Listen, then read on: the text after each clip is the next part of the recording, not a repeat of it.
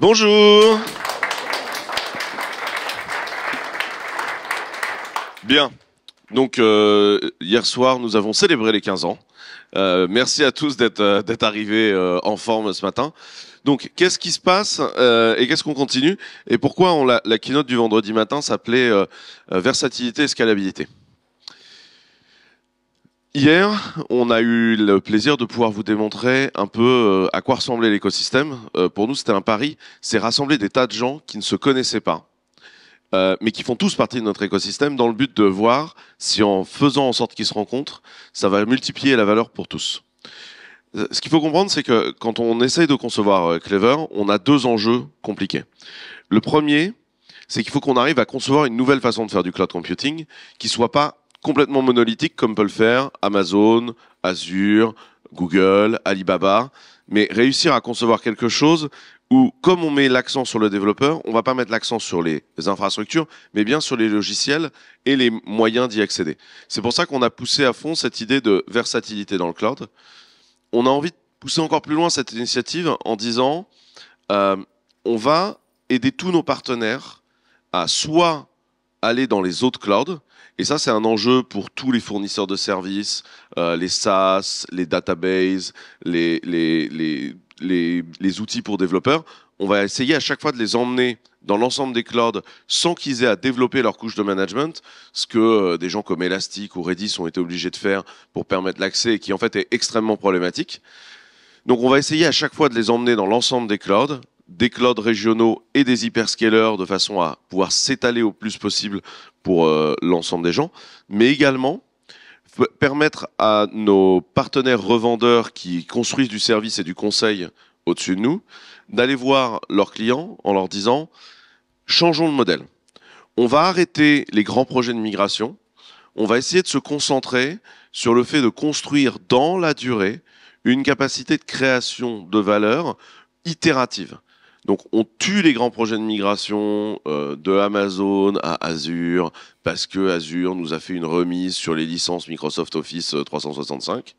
Mais on va essayer de construire quelque chose qui permet d'avoir une partie des infrastructures in-house, parce que quand on est très gros, en vrai, c'est moins cher d'en avoir une partie in-house. Une partie dans les clouds hyperscalers, parce que parfois il y a des produits spécifiques qui sont intéressants, et là je pense notamment BigQuery chez Google, on a des produits spécifiques comme ça qui vont marquer des points, et une partie qui peuvent aller sur des cloud providers régionaux, ce qui permet de construire sa ligne. Ce que moi j'ai souvent pas compris chez la plupart des industriels de l'informatique, c'est qu'on n'a pas réfléchi comme des industriels. Quand on est un industriel, pour ceux qui le savent, moi je me suis tapé de la vraie production industrielle. J'ai construit des jukebox en Chine, je me suis tapé Maker, où bon, bah là on faisait de la vraie prod industrielle. Quand on fait de l'industrie, la première règle, c'est tes composants, tu as tes lignes d'approvisionnement, t'en as pas qu'une. Pourquoi? Parce que si jamais ton fournisseur arrête de te livrer, bah en fait il te tient en fait. Et donc, tous les industriels vous le diront, ils construisent plusieurs lignes d'approvisionnement.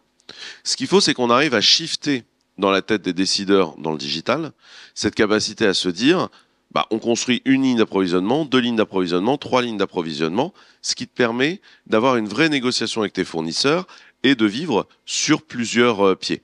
Et ça, c'est un des points les plus importants qu'on doit réussir à faire construire, et c'est pour ça qu'on parle de versatilité. La versatilité, c'est vraiment cette technique qui va nous permettre, en fait, de changer le marché du cloud, de marché où on fait des grands projets de migration, des choses très monolithiques, vers quelque chose qui permet en fait de reprendre la main pour les DSI et de plus être l'esclave de leurs fournisseurs. C'est le truc le plus important, et c'est le truc le plus important parce qu'il faut comprendre qu'en fait on est des industriels. On a beaucoup parlé d'IA hier, mais posons-nous 2 minutes la question, c'est quoi en fait l'IA ? L'IA, c'est deux choses. La première, c'est la transposition d'une modification structurelle de la pensée philosophique des sciences, qui est, au lieu d'essayer de faire du réductionnisme et du structuralisme, d'essayer de comprendre ce qu'on fait, on construit des logiciels dont on ne comprend pas leur fonctionnement.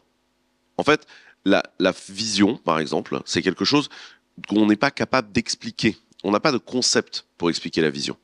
Et donc, on a accès à un truc qui s'appelle la complexité, Edgar Morin, nouveau discours de la méthode, qui en fait permet d'appréhender la complexité en disant, si je fais très très court et très raccourci, en clair, si vous avez des carottes, des poireaux, des patates, un morceau de viande dedans et que vous le faites bouillir longtemps, vous n'aurez pas à la fin des carottes, des poireaux, etc. Vous aurez un pot-au-feu. Et le tout a plus de valeur que la somme des sous-parties. Je ne sais pas si je suis clair dans ma façon de m'exprimer, mais c'est ça en fait la complexité. L'IA, c'est le moment où on arrête d'essayer de comprendre et on fait tourner des logiciels comme ça. Pour être capable de faire ça, il fallait des ingrédients. Et c'est un aboutissement industriel, ces ingrédients. Pour faire de l'intelligence artificielle, il faut les logiciels des réseaux de neurones, mais il vous faut les données pour les entraîner. Le deal entre OpenAI et Microsoft, il n'a jamais été à propos d'Azure. C'est un side effect d'avoir de la puissance de calcul. Le deal, il était sur l'index de Bing et les données de LinkedIn. Ce qui est important, c'est les données des réseaux sociaux et les données des moteurs de recherche. C'est pour ça qu'à chaque fois qu'on fait une défaite industrielle en disant « Ah, on a loupé la vague du 2.0, c'est pareil, c'est pas grave, on prendra la prochaine vague. » Non, ça c'est une connerie en fait. Parce qu'en fait, on a loupé un des véhicules industriels dont on avait besoin. Parce que, en fait, c'est un asset industriel dont on a besoin pour compléter notre chaîne de valeur industrielle. Ensuite, on a besoin de capacité de calcul, et c'est le fameux cloud computing. Donc quand Cédrico a dit c'est pas grave, on a perdu cette guerre, on passera à la suivante, ou quand le patron de la BPI l'a dit il y a quelques jours sur France 5, en fait c'est un manque de compréhension que dans la construction industrielle, il faut se permettre de tout reconstruire. C'est pour ça que quand Lucie sort, en fait, c'est important parce que c'est une brique industrielle qui nous permet d'aller à la suite. Parce qu'il ne faut pas voir l'IA comme un achèvement, mais il faut voir l'IA comme une continuité. En ce moment, l'IA se fait à coup de LLM. La prochaine révolution sera probablement quelque chose d'autre. Et donc, il nous faudra ces différentes briques structurelles. Aujourd'hui, DeepSeek, il a été entraîné contre OpenAI. Donc, ce qu'il faut comprendre, c'est que tout ça sont des briques qu'on doit être capable d'enquiller les unes derrière les autres. Et ça, cette versatilité, c'est cette capacité-là que nous, on doit fournir de pouvoir l'utiliser partout.